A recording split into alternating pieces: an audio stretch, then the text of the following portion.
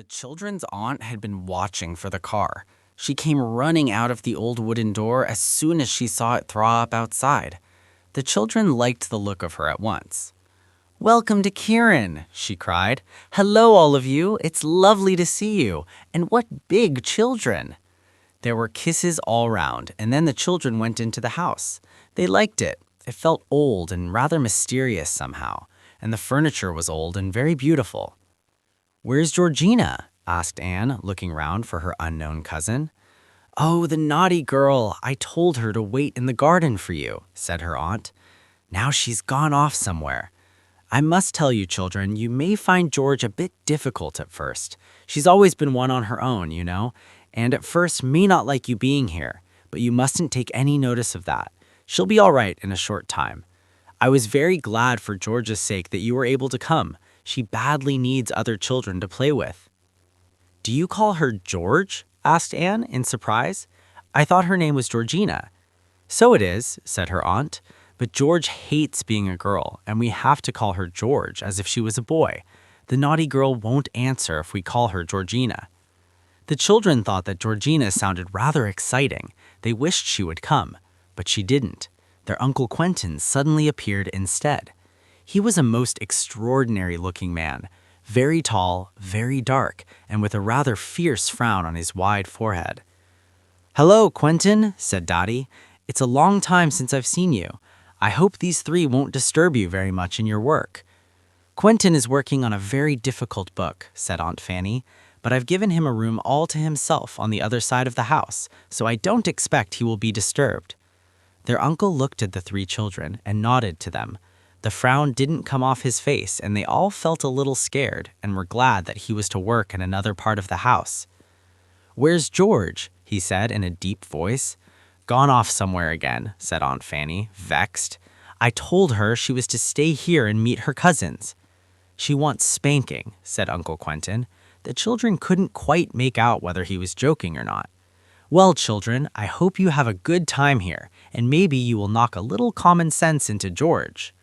There was no room at Kieran Cottage for Mother and Daddy to stay the night, so after a hurried supper they left to stay at a hotel in the nearest town. They would drive back to London immediately after breakfast the next day, so they said goodbye to the children that night. Georgina still hadn't appeared. "I'm sorry we haven't seen Georgina," said Mother. "Just give her our love and tell her we hope she'll enjoy playing with Dick, Julian, and Anne." Then Mother and Daddy went. The children felt a little bit lonely as they saw the big car disappear around the corner of the road, but Aunt Fanny took them upstairs to show them their bedrooms, and they soon forgot to be sad. The two boys were to sleep together in a room with slanting ceilings at the top of the house. It had a marvelous view of the bay. The boys were really delighted with it. Anne was to sleep with Georgina in a smaller room whose windows looked over the moors at the back of the house, but one side window looked over the sea, which pleased Anne very much. It was a nice room, and red roses nodded their heads in at the window. "I do wish Georgina would come," Anne said to her aunt. "I want to see what she's like." "Well, she's a funny little girl," said her aunt. "She can be very rude and haughty, but she's kind at heart, very loyal and absolutely truthful. Once she makes friends with you, she will always be your friend, but she finds it very difficult indeed to make friends, which is a great pity." Anne suddenly yawned. The boys frowned at her because they knew what would happen next, and it did. "Poor Anne, how tired you are. You must all go to bed straight away and have a good long night. Then you will wake up quite fresh tomorrow," said Aunt Fanny. "Anne, you are an idiot," said Dick crossly when his aunt had gone out of the room. "You know quite well what grown-ups think as soon as we yawn. I did want to go down on the beach for a while." "I'm so sorry," said Anne. "Somehow I couldn't help it. And anyway, you're yawning now, Dick, and Julian too." So they were. They were as sleepy as could be with their long drive. Secretly, all of them longed to cuddle down into bed and shut their eyes. "I wonder where Georgina is," said Anne when she said goodnight to the boys and went to her own room. "Isn't she queer, not waiting to welcome us, and not coming into supper, and not even in yet? After all, she's sleeping in my room. Goodness knows what time she'll be in." All the three children were fast asleep before Georgina came up to bed. They didn't hear her open Anne's door. They didn't hear her get undressed and clean her teeth. They didn't hear the creak of her bed as she got into it.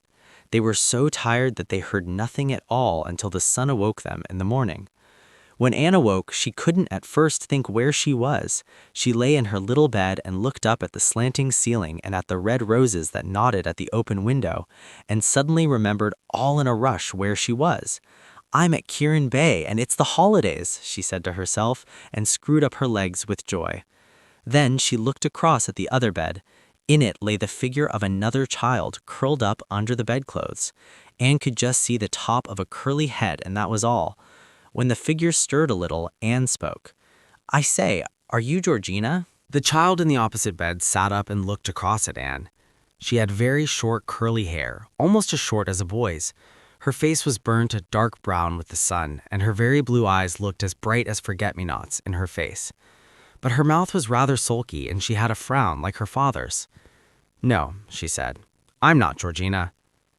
"Oh," said Anne in surprise. "Then who are you?" "I'm George," said the girl. "I shall only answer if you call me George. I hate being a girl. I won't be. I don't like doing the things that girls do. I like doing the things that boys do. I can climb better than any boy on this coast. I can sail a boat as well as any fisher boy on this coast. You're to call me George. Then I'll speak to you. But I shan't if you don't." "Oh," said Anne, thinking that her new cousin was most extraordinary. "All right, I don't care what I call you. George is a nice name, I think. I don't much like Georgina. Anyway, you look like a boy." "Do I really?" said George, the frown leaving her face for a moment. "Mother was awfully cross with me when I cut my hair short. I had hair all around my neck. It was awful." The two girls stared at one another for a moment. "Don't you simply hate being a girl?" asked George. "No, of course not," said Anne. "You see, I do like pretty frocks, and I love my dolls, and you can't do that if you're a boy." "Pooh, fancy bothering about pretty frocks," said George in a scornful voice. "And dolls? Well, you are a baby, that's all I can say." Anne felt offended. "You're not very polite," she said. "You won't find that my brothers take much notice of you if you act as if you knew everything. They're real boys, not pretend boys like you." "Well, if they're going to be nasty to me, I shan't take any notice of them," said George, jumping out of bed. "I didn't want any of you to come anyway, interfering with my life here. I'm quite happy on my own. Now I've got to put up with a silly girl who likes frocks and dolls and two stupid boy cousins." Anne felt that they had made a very bad beginning. She said no more, but got dressed herself too. She put on her gray jeans and a red jersey. George put on jeans too, and a boy's jersey. Just as they were ready, the boys hammered on their door. "Aren't you ready? Is Georgina there? Cousin Georgina, come out and see us." George flung open the door and marched out with her head high. She took no notice of the two surprised boys at all. She stalked downstairs. The other three children looked at one another. "She won't answer if you call her Georgina," explained Anne. "She's awfully queer, I think. She said she didn't want us to come because we'll interfere with her. She laughed at me and was rather rude." Julian put his arm round Anne, who looked a bit doleful. "Cheer up," he said. "You've got us to stick up for you. Come on down to breakfast." They were all hungry. The smell of bacon and eggs was very good. They ran down the stairs and said good morning to their aunt.